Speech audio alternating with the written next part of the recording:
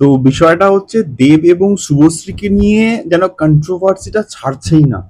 যখন দেবদার এবং শুভশ্রীর যখন ধূমকেতুর ট্রেলার লঞ্চ ইভেন্টটা হলো, তো সেই মুহূর্তে দেব শুভশ্রীর বাক্যালাপকে নিয়ে বা কথোপকথনকে নিয়ে যে লেভেলের কন্ট্রোভার্সিটা হয়েছে, বা যে লেভেলের মিমস তৈরি হচ্ছে, সেগুলো আমরা প্রত্যেকে কিন্তু জানি।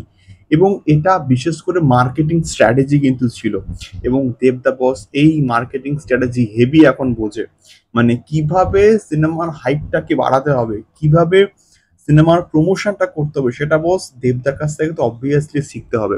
এবং প্রত্যেকটা ইন্ডাস্ট্রির প্রত্যেকটা যে মাথা আছে তাদেরকে এখন দেবদার কাছ থেকে কিন্তু কোথাও গিয়ে শিখতে হবে।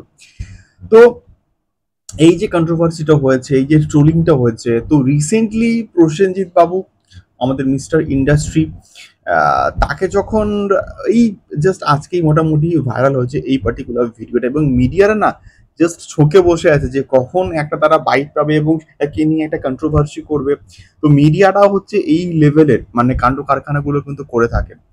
তো দেব শুভশ্রী এখন বর্তমানে ট্রেন্ডিং এ আছে, এবং তখন তাকে যখন হচ্ছে গিয়ে আমাদের তার যে প্রজেক্টটা আছে দেবী চৌধুরী, যার টিজার অনেকের কাছে কিন্তু প্রিভিউ এসেছে এবং তারা কিন্তু কথা বলেছে আমার কাছে, এবং কালকে আসবে যখন অফিসিয়াল হবে তখন আমরা কিন্তু কথাবার্তা বলতে পারবো।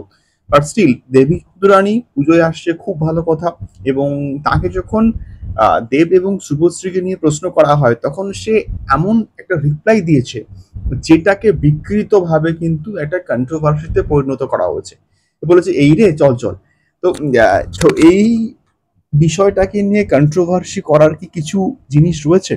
আমি তো অ্যাটলিস্ট বস মনে করি না। তার কারণটা হচ্ছে এর আগে প্রসেনজিৎকে যখন মানে নিয়ে যখন ট্রোলিংটা হয়েছিল তার ওই বাংলা ভাষাকে, বাংলা ভাষায় কথা বলাকে কেন্দ্র করে, তখন কিন্তু প্রসেনজিৎ সর্বসমক্ষে এসে অ্যাপোলাইজ কিন্তু করেছিল, ক্ষমা কিন্তু চেয়েছিল, এবং সেটা অবভিয়াসলি যুক্তিগত বিষয়। বাট এটা আননেসেসারি কিন্তু দেব এবং শুভশ্রীকে টেনে নিয়ে এসে একটা কন্ট্রোভার্সি ক্রিয়েট করা হচ্ছে, যেটা সত্যি বলতে একদমই গ্রহণযোগ্য নয়। এবং এটা কন্ট্রোভার্সি ক্রিয়েট করার মতন কিন্তু কিছু হয়নি।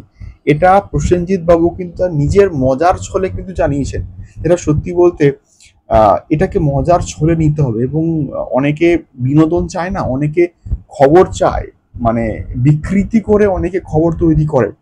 তো তার মধ্যে কিছু কিছু পাবলিক এমন আছে যারা কিন্তু এই পার্টিকুলার বিষয়টাকে, ইস্যুটাকে বিকৃতি করে কিন্তু খবর তৈরি করার একটা চেষ্টা করছে, যেটা সত্যি বলতে না একদমই কিন্তু গ্রহণযোগ্য বিষয় নয়। তো বেশি আর লেন্দি করলাম না ভিডিওটা।